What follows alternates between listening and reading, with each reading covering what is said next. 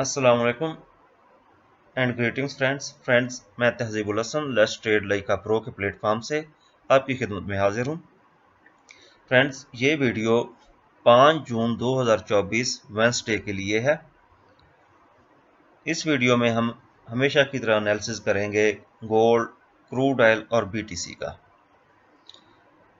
Friends, gold का chart आपके सामने ओपन है, H4 टाइम फ्रेम है। पहले कल के एनालिसिस को रिकैप कर लेते हैं। कल मैंने एनालिसिस में बताया था कि मार्केट ये सेल के जोन में है। प्राइस सेक्शन ये बता रहा है कि मार्केट यहाँ से नीचे आएगी। कंफर्मेशन चाहिए थी। M15 में बताया था कि इसका जो हायर हाई लगाती हुई जा रही थी, वहाँ से ये हायर हाई इसने नेक्स्ट नहीं लगाया, लो लगाया है। और सेकंड लो इसका कंफर्म करना था। उसके बाद ये इस जोन से मैंने बोला था नीचे आएगी तो ये सेल जाएगी। अदरवाइज मैंने पीछे एक और जोन दिया था 57 और 64-65 का, वहां से सेल आएगी। मार्केट यहीं से सेल आई और ये रिट्रेसमेंट का मैंने लेवल दिया था, गोल्डन लेवल, एक लेवल स्किप करके, और यहाँ से के बाय बन सकती है। मार्केट ने इसको किसी हद तक रिस्पेक्ट दी। अगर ये देखें कि फर्स्ट टाइम एंटर यहाँ पे हुई, मार्केट थोड़ी सी नीचे आई इससे और उसके बाद ऊपर गई 2328 से अगर काउंट करें 2335, तकरीबन 70 पिप्स का प्रॉफिट आया। उसके बाद मार्केट ने इसको ब्रेक किया, फिर ऊपर गई और फिर मार्केट डाउनवर्ड ही रही। और आज न्यूज़ टाइम में जो न्यूज़ डेटा आया था वो बाय के हक में आया था गोल्ड का। गोल्ड ने ऊपर एक स्पाइक लगाई, अपने सेल का जो मूव था उसकी रिट्रेसमेंट कंप्लीट की और फिर डाउन आ गया। ये न्यूज़ में गोल्ड ऐसा ही कर रहा है और इसी वजह से न्यूज़ के मुताबिक ट्रेड करने से हम अवॉइड करते हैं। न्यूज़ में बाज़ दफ़ा ये सप्लाई डिमांड जोन को रिस्पेक्ट देते हुए वैसे चलता है, ऑलरेडी ये उस जोन में होता है, सेल या बाय के जोन में होता है। रिगार्डलेस ऑफ न्यूज़ ये अपने जोन के हिसाब से चलता है। बाज़ दफ़ा ये किसी जोन में नहीं होता और रिट्रेसमेंट लेवल एकदम से पिक करता है, स्पाइक मारता है और अपने मूव शुरू कर देता है। फ्रेंड्स, कल के लिए गोल्ड क्या कर सकता है, पहले फंडामेंटल न्यूज़ देख लेते हैं कि उनका इफेक्ट किसी हद तक होता है मार्केट पे और ये मार्केट को वोलेटाइल कर सकती होती हैं। और दूसरा ये है कि कुछ न्यूज़ ऐसी होती हैं कि वो वाकयातन मार्केट को किसी एक डायरेक्शन में लेके जा सकती हैं। जिस तरह CPI न्यूज़ होती है या फिर NFP होती है या फिर इंटरेस्ट रेट कट का डेटा हो या FOMC मीटिंग के मिनट्स हों। फ्रेंड्स, वेंसडे को पाकिस्तानी टाइम के मुताबिक 5:15 पर ADP non farm employment change का डेटा है जिसकी फोरकास्ट नेगेटिव है, मतलब एम्प्लॉयमेंट्स जॉब ऑफर्स कम आई हैं फोरकास्ट के मुताबिक, और जो आएंगी तो तब देखा जाएगा, लेकिन फोरकास्ट अभी ये है। और उसके बाद पाकिस्तानी टाइम के मुताबिक 7 बजे ISM सर्विसेज PMI का डेटा है। तो ये दो डेटा हैं 5:15 बजे और 7 बजे शाम। ट्रेड करते हुए मुहतात रहना होगा।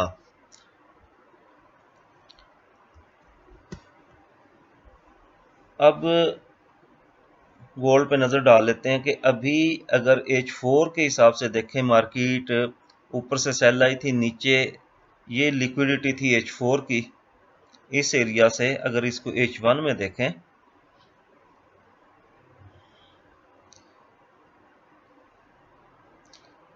तो ये लिक्विडिटी थी मार्केट की, ये प्रीवियस डे का लो था, उसको स्वीप किया। स्वीप करने के बाद लिक्विडिटी लेके मार्केट ऊपर गई है। जब मार्केट लिक्विडिटी लेके ऊपर जाती है तो मार्केट फिर खासी ऊपर जाती है। खासी ऊपर कहाँ तक जाएगी, फिर ऊपर देखेंगे कि हमारा सेल जोन कहाँ पे है। और सेल जोन अगर सप्लाई जोन है, ऑलरेडी ये वाला सप्लाई जोन था, FVG के साथ पड़ा हुआ था, और दोबारा यहाँ से सेल आई है तो वो FVG के साथ आई है, ये भी सप्लाई जोन बना हुआ है। यहाँ कैंडल की कम्युलेशन है। अगर इसको इनगल्फिंग के पॉइंट ऑफ व्यू से देखें तो ये इनगल्फिंग है, थर्ड कैंडल पे सेल इनगल्फिंग बनी हुई है एफवीजी के साथ, तो ये सेल एरिया अभी भी प्ले हो सकता है। और इस सेल एरिया को थोड़ा सा ये है कि प्रिसाइज कर लें।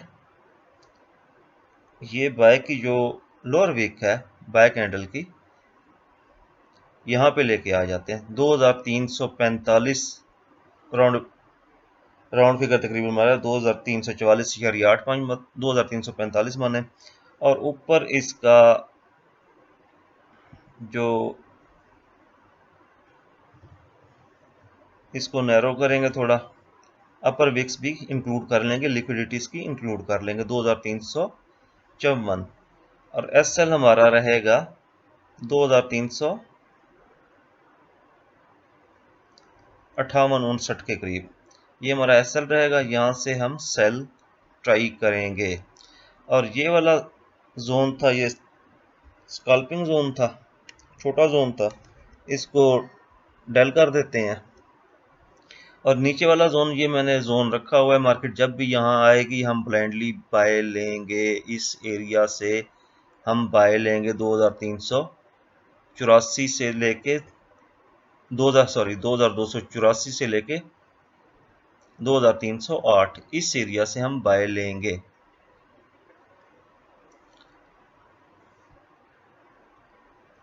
फिलहाल फ्रेंड्स यही दो जोन है।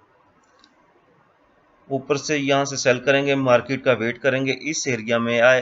अब अगर मार्केट इस एरिया से सेल आती है तो होपफुली ये वाला जोन जो बाय जोन बना हुआ है ये ब्रेक होगा और इस जोन में आएगी।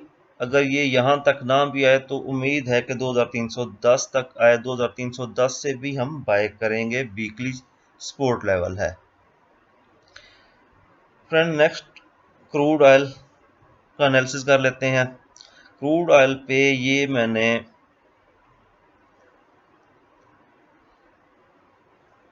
सेल का जोन दिया था, ये तो बाद में दिया, मार्केट उससे पहले नीचे आ गई हुई है, तो मार्केट फर्दर अप जाती है तो यहाँ से हम सेल करेंगे। लेकिन अभी ये बाय का जोन दिया था, आज मैंने ये पिछले 4-5 दिन में first time bye engulfing H4 में कंप्लीट हुई है।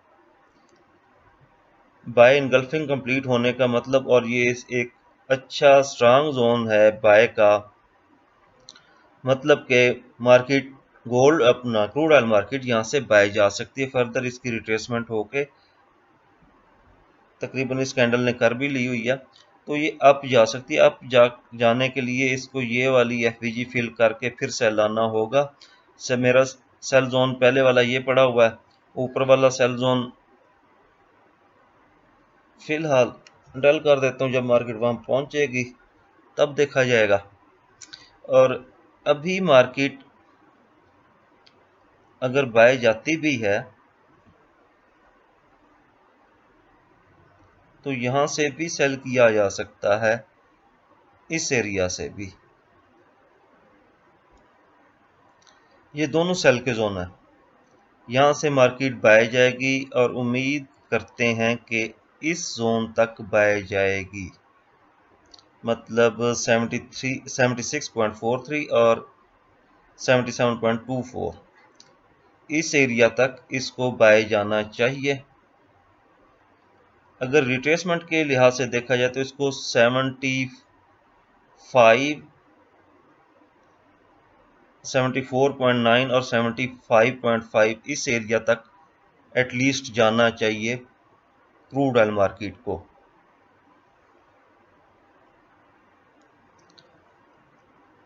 फ्रेंड्स क्रूड ऑयल की कल इन्वेंट्री डेटा भी है, इन्वेंट्री डेटा देखें पाकिस्तानी टाइम के मुताबिक 7:30 बजे है।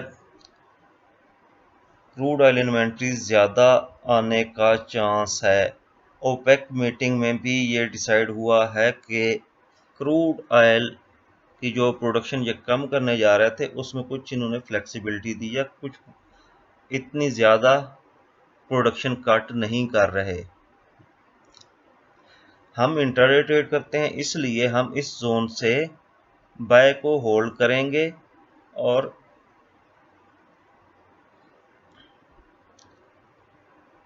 ऊपर इन दो जोन से सेल प्रेफर करेंगे।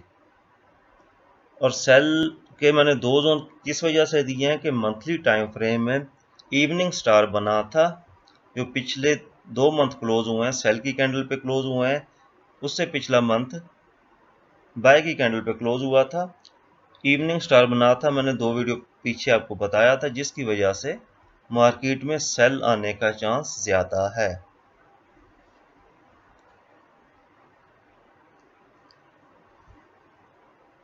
फ्रेंड्स, नेक्स्ट बीटीसी पे बात कर लेते हैं। बीटीसी पे मैंने कोई सेल बाय का जोन नहीं दिया था, ये जोन एक पड़ा हुआ है कि इस जोन में आएगी मार्केट तो बाय करेंगे। अगर ऊपर ये वाला जोन मिलता है तो 71,600 और 72,700, तो यहाँ से हम सेल करेंगे। लेकिन मार्केट अभी इसमें नहीं गई और ये 2 येलो लाइनें मैंने लगाई थी कि ये रेंज ब्रेक करेगी, फिर देखेंगे। और एनालिसिस करने से पहले इसकी भी न्यूज़ देख लेते हैं।